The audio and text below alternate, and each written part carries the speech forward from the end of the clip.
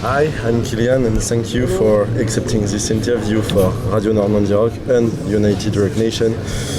How are you? I'm well. I just woke up about an hour ago, so I got about 12 hours of sleep last night. That's cool. My first question is, could you introduce the band for those who don't know you yet? Yeah, sure.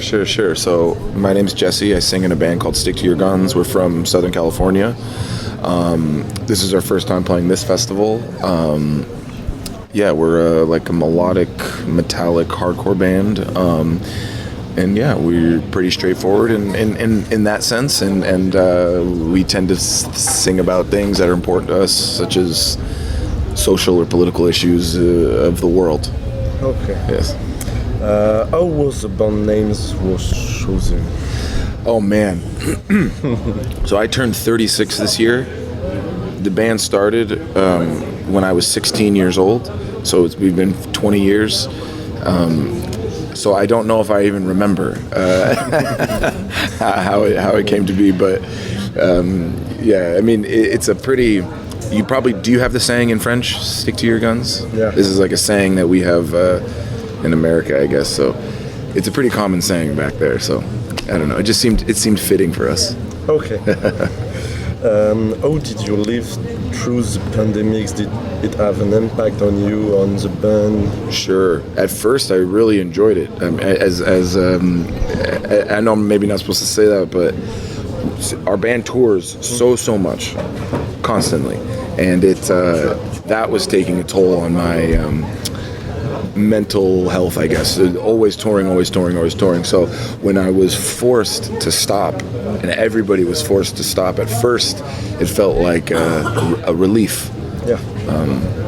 Because I miss my family and I want to be home and things like this. So at first it was great, and then the uncertainty of not knowing how long it was going to last became stressful, and I needed to work and things like this. So towards the end it became a little stressful, and now we're right back into touring too much again. So okay.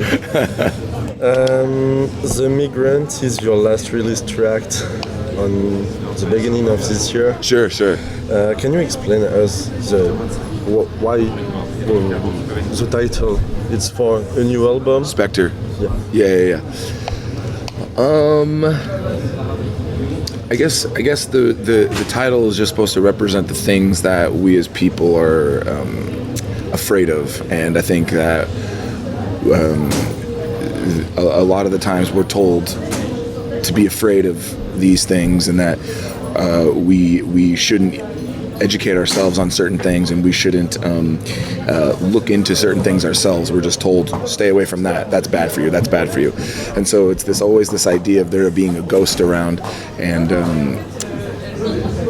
we don't. How do I say this? Oh man. It's about socialism. That's the short way of saying it. It's about socialism. An album is coming out soon because your last album is from 2022. Exactly right. So we've started writing. For a new album. Okay. But we don't have anything recorded yet. So probably, I would say the beginning of next year, we'll probably have hopefully some new music out. Yeah. Okay. Yeah. That's pretty good. Yeah. Speaking of the album, who composed, who wrote the lyrics? So it's pretty traditional now. I write the lyrics, and then everybody else writes the music. I feel like nowadays it's less and less like that. Normally there's like one guy who does everything or whatever, but we're very much a band in the traditional sense. The guitar players write the guitar parts, I write the words, the drummer writes the drums, and so yeah. So you listen to music to root the lyrics, or you? Yeah, exactly. Well, sometimes it can be both. Sometimes Yeah. it can be both. It really depends on the song. If I feel like I have really strong lyrics, then we'll maybe lead with that. But a lot of the time, I can't write unless I hear a song first. You know what I mean? So, I would say traditionally, it's the music probably comes first, and then the words will come after. Okay. Yeah. Who does the artwork for the album cover? It's always different people. The people. There's a guy named Donnie Phillips. He used to play in a band called The Warriors from California. He an unbelievable designer. He's done a bunch of our albums. So yeah, Donnie. Okay. Have you seen, or are you planning to see any bands today? I gotta be honest, I don't know who's played yet today.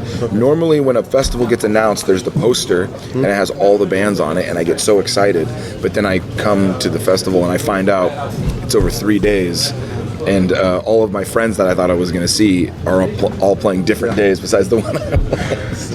Okay. So I don't even really know who's playing yet today. I think Landmarks is playing maybe. Yeah. We've played a bunch of festivals with them and they came on tour with us as well. So those are some friends of ours. So maybe I'll check them out. Yeah. Okay. On the many French dates you've played, what did you think of the French public? France is like America in the sense that, like, for example, in America, Los Angeles and New York are not like the rest of America. Okay. So what I've learned is Paris is not like the rest of France. It's its own its own place. You know what I mean? And so I feel like different cities in Paris kind of have their own. It's not just all France. Everybody they kind of have their own different. Even within French, there's their own little ways of doing things, their own little cultures and things like that. So you're a very complex people. That's what I'll say. Which is good though. That's good. Do you prefer to play live or festival, or both? Or like you mean like a club show versus like a I like them both for different reasons. Obviously, they're very different environments, but I think I'll always prefer the club show, always. Just because, to me, like, this is fun, and the club shows are more meaningful to me, I guess I'll say. You know what I mean? Because the people comes for Exactly, but also just like, this is more of like a party, which is great. You know what I mean? It's like, yeah, we're just here to party and have fun, and the club show, to me, there's something more profound happening there. But maybe that's just me personally. But I prefer the club show, yeah. Okay. I like to end my interview with an anecdote. Sure. Do you have one to tell me? An anecdote. Oh my gosh. Like, I don't know. Do you have an example for me of one that? A funny anecdote on the tour, or Sure. live. Here's an anecdote. I mean, I don't know if it's an anecdote, but before this tour, the band was in a very rocky place. We didn't know if we were going to continue or what was going to happen. And we made some shifts and we changed our perspective. And this tour has been probably, even though Stick to Your Guns has been touring for 15 years, this tour has been one of the most fun ones we've done of my entire career. So maybe it's not an anecdote, but I'm very grateful that the band was able to get back to a place where we are having fun doing it again. Because like I said earlier, we tour so much, it becomes your job, it becomes something that you start to get tired of a little bit. But something has happened where the energy has shifted, and